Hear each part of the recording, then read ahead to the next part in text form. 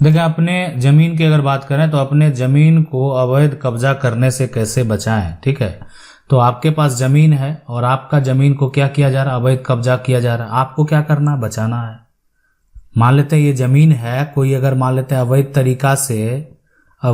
तरीका से जो है यहाँ पर से कब्जा कर लिया। कब्जा जो है या तो होगा कि कर लिया है ना, या बहुत लंबे समय से कब्जा किया हुआ है। तो ये समस्या जो अगर है तो क्या करेंगे, कोई रास्ता है उससे निकलने का? क्या रास्ता है? जल्द समय में, कम समय में जो है कौन सा ऐसा रास्ता है जिसको आपको अपनाना चाहिए? अभी वर्तमान में क्या होता है कि आपकी जमीन है और आपके जमीन को जो हाल ही में कोई जाके जबरन कब्जा कर लिया, कोई गलत कागजात दिखाकर जो है कब्जा कर लिया। विकल्प क्या बचता है आपके पास? कोई रास्ता है? आज जो समस्या है, ये समस्या भी देखेंगे। ये कह रहे सर हमारी 7 बीघे जमीन के एक छोटे से मंदिर के पीछे पड़ता है। पुजारी व सदस्यगण पहले भी लगभग 10 बीसवां जमीन कब्जा कर चुके हैं, बची हुई जमीन पर नजर गड़ाए हुए हैं। ऐसे जो परिस्थिति में हम क्या कर सकते हैं? देखें, अगर आपकी जमीन जो है, जो मान लेते हैं ये जमीन अगर आपकी रैयती है, ठीक है, यानी आपका ये निजी संपत्ति है, कोई ऐसा संपत्ति नहीं है कि जो सरकार का है, आपकी संपत्ति है। देखें, आपका अधिकार बनता है कि सबसे पहले कि आप उसको कैसे बचाएं। सबसे पहले तो आपके पास उसका दस्तावेज जो है वो अप टू डेट होना चाहिए, है ना। कहने का मतलब आप सरकार को टैक्स भी दे रहे हैं, आपके नाम से प्रॉपर्टी है, दस्तावेज आपके पास करंट रसीद है। और रही बात, अगर कोई उस जमीन को कब्जा करने की सोच रहा है, ठीक है, तो आप एक तरह से प्लानिंग कर रहा है, प्री प्लानिंग भी अगर कोई कर रहा है तो आप उसके खिलाफ बिफोर जो है एक संदेह के तौर पे जो है आप एफआईआर भी करवा सकते हैं। और साथ में मतलब एक संदेहजनक बात जो है उसमें मेंशन कर सकते हैं और आप जो है ये उसमें दे सकते हैं।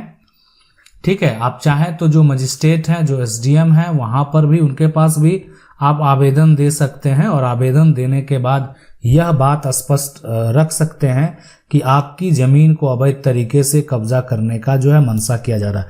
देखें, जो भी किया जाए उसकी रिसीविंग, जो भी आप आवेदन देंगे उसकी रिसीविंग भी होनी चाहिए। और रही बात वर्तमान में जो है एक तरह से आपके पास जो है वो प्रूफ, इसलिए कि जमीन पर मान लेते हैं जब कब्जा कर लिया और आप कुछ नहीं कर पाए तो उससे बिफोर आपको ये बात की सूचना जो है दे देनी चाहिए कि आपकी जमीन है और उसको गलत तरीके से जो है कब्जा करने का प्रयास किया जा रहा है। तो बचाने का देखिए एक प्रक्रिया ये होता है कि आपकी जमीन है, होना कुछ नहीं है, आपका ही रहेगा। मामला कोर्ट में जाएगा, ठीक है, मामला जो है कोर्ट जाएगा। अगर किसी मंदिर और ट्रस्ट की भी जमीन है तो उनको दान में दिया गया है तो वही सिर्फ उनकी जमीन है, ठीक है, जो उनको दे दिया गया। आज आप अगर अपनी जमीन को दे देते हैं तो वो उनकी जमीन हो जाएगी, तो उनके नाम से हो गया। वर्तमान में अब मान लेते सरकार को और एक्वायर करनी है जमीन, तो सरकार एक अधिग्रहण के प्रोसेस के तहत जो है जमीन को एक्वायर करेगी और उसके बाद आपको मुआवजा भी दिया जाएगा। अगला सवाल है कि खतियान में जो है ना 3 भाई का अंश है। खतियान जब देखेंगे तो उसमें 3 भाई का नाम है ना। तो खतियान में जमीन दर्ज है और आपके नाम पर जमीन कैसे होगा, आप ये सोच रहे होंगे।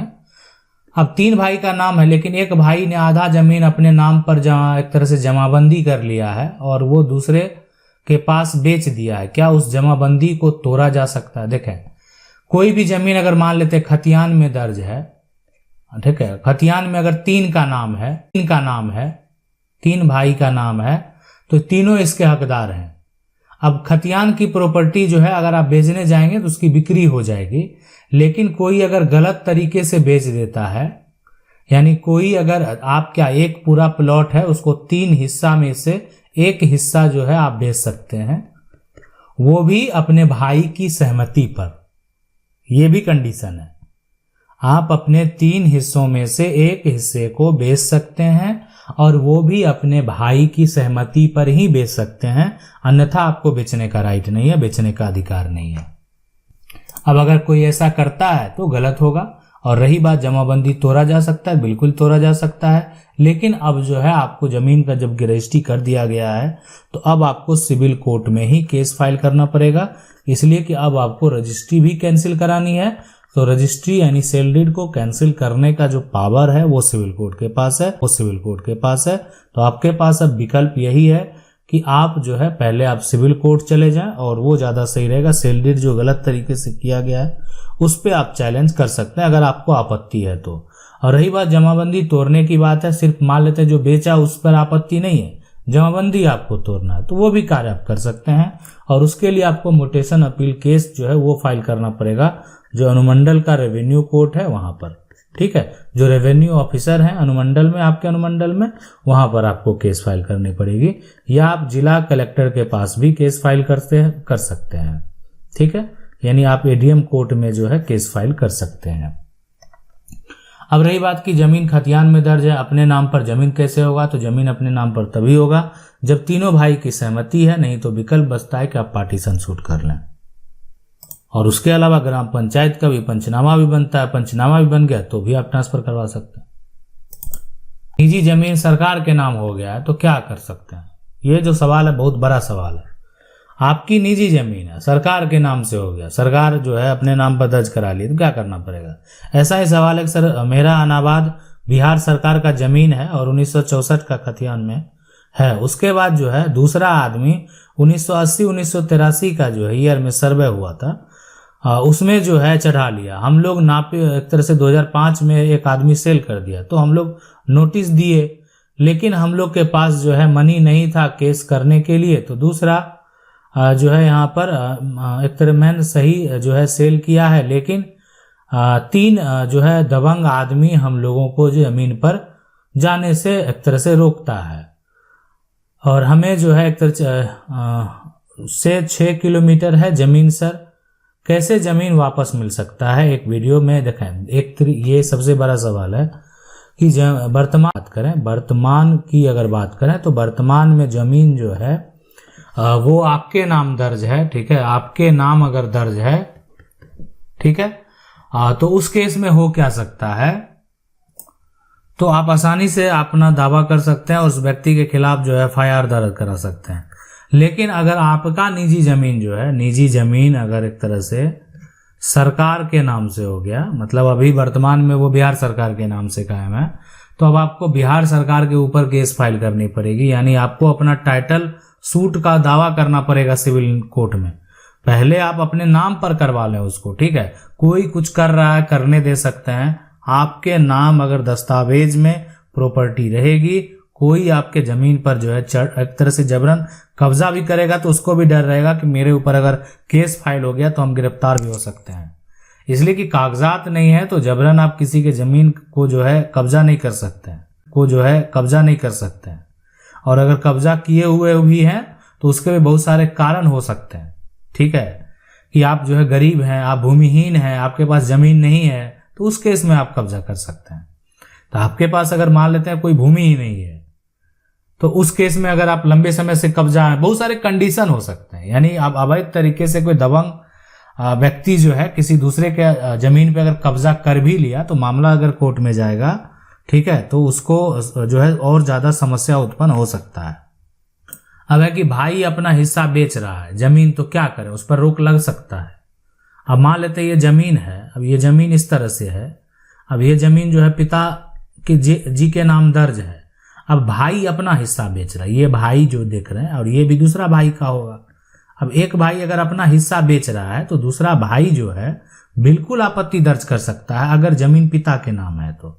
अब दोनों भाई का नाम अलग अलग है, वो जमीन बेच रहा है तो अब क्या आपत्ति लगाएंगे, सवाल ऐसा ही है। अगर 2 भाई जमीन बिक्री करना नहीं चाहता है, मतलब एक तरह से 2 भाई है और एक भाई जो है जबरदस्ती बेच रहा है, तो यहाँ पर 3 भाई है, तो क्या जल्दी से जल्दी कार्रवाई किया जा सकता है। देखें जबरदस्ती बेच रहा है तो ये कंडीशन यही होगा कि अगर पिता के नाम जमीन दर्ज है, ठीक है, तो आप ऑब्जेक्शन लगा सकते हैं कि एक भाई अगर बेचेगा भी तो वो सही रजिस्ट्री नहीं माना जाएगा, मतलब ये जो सेल डीड तैयार भी होगा, ठीक है, ये सही नहीं होगा, ये बात आप समझ लें। कोई खरीद लिया तो सही नहीं होगा, आप उसको चाहेंगे ना तो केस फाइल करके कैंसिल तक करवा सकते हैं, ठीक है। भाई मान लेते हैं अपना हिस्सा ही बेच रहा है, लेकिन आपकी सहमति जरूरी है, आपका सपोर्ट जरूरी है, आप सपोर्ट करेंगे तभी बेच सकता है वो। अब है कि आपकी जमीन में कोई और बना लिया है मकान बनाने वाला कोई और है, अगर आपकी जमीन है, ये जमीन है, इस पे मकान बना दिया है, जमीन है, इस पे मकान बना दिया है आकर, तो मकान आप तोड़ नहीं सकते हैं और ना कोई पुलिस प्रशासन आके जो है एक तरह से यहाँ पर तोड़ सकती है। ये आप पुलिस में एफआईआर करेंगे तो उसका मकान तोड़ दिया जाएगा, तो ये भी नहीं हो सकता। जब तक कोर्ट का आदेश नहीं आएगा तब तक कुछ नहीं हो सकता है। इसलिए अगर खुद की जमीन पर किसी और, है ना, जबरदस्ती घर बनाने का सोचे तो उसे क्या धारा लगेगा, क्या इसका कोई सॉल्यूशन है? तो देखा यहाँ पर तो जो है कोई जबरदस्ती दूसरे की जमीन पर, मान लेते हैं कि अगर खुद की जगह पर कोई है ना, अपनी जगह पर अगर कोई घर बना रहा है तो उस पर क्या धारा लगेगा? अपना जमीन है और लेकिन दूसरे के जमीन पर अगर आप करेंगे तो जबरन आप एक तरह से आप पर जो है आपराधिक मुकदमा दर्ज होगा आपके ऊपर और जो है कार्रवाई हो सकती है, इसलिए कि आपका मामला जो है एक तरह से वो अपराध के दायरे में आ जाएगा। ठीक है, तो इसलिए ये कार्य तो बिल्कुल करें कि इसलिए आपके ऊपर जो है क्रिमिनल केस भी हो सकता है कि आप क्या कर सकते हैं, जबरन घर बना रहे हैं दूसरे की जमीन में जाके, लेकिन अपनी जमीन में जो है जबरन घर बनाना ये तो कोई मतलब नहीं बनता है। प्रशासन भी उसी का साथ देगा। अगर अपनी जमीन है तो अपनी जमीन पे घर नहीं बनाएंगे तो कहाँ बनाएंगे?